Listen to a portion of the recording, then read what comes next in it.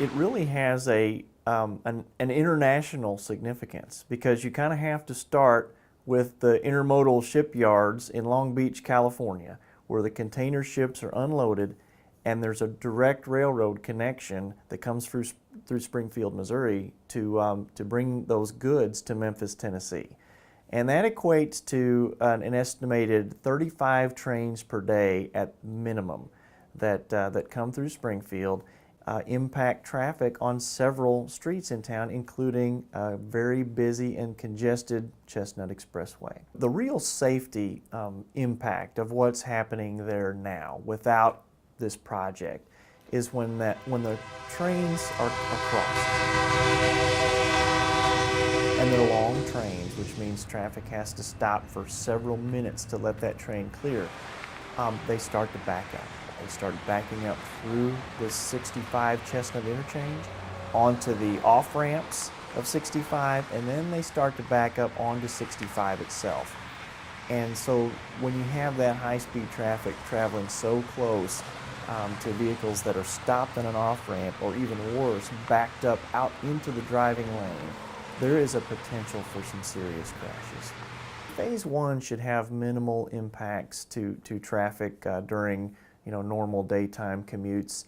They'll see some utility adjustments going on, but I would expect most of the closures to be at night or during off-peak hours. Phase 2 is when we really start with the meat and potatoes part of the project. That's where the bridge construction itself will begin. Sometime after November of this year, I would expect some work to be started this coming winter and then into 2017. And people will see us completing the access roads that are needed to provide access to all the businesses and streets in the area.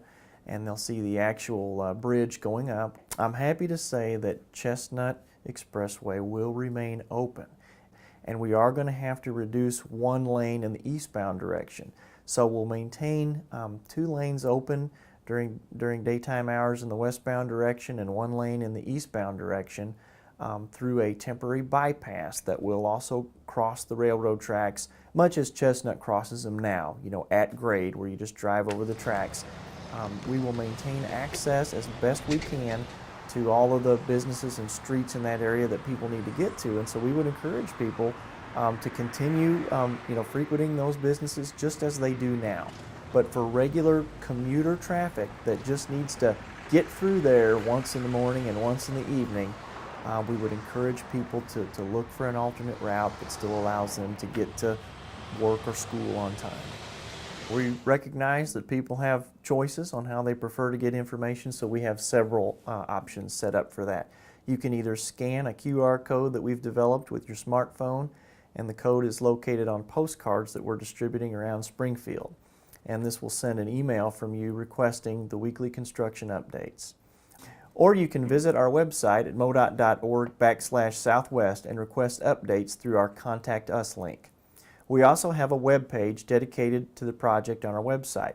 The page includes information about the project, the computer animation which shows how traffic will flow when the project is complete, and the weekly construction updates. Here's the bottom line.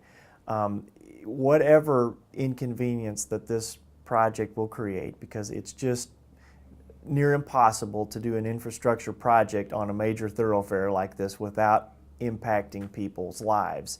And we realize that, and we've taken steps to minimize that, and we'll continue to look for innovative ways to ease the pain of this project.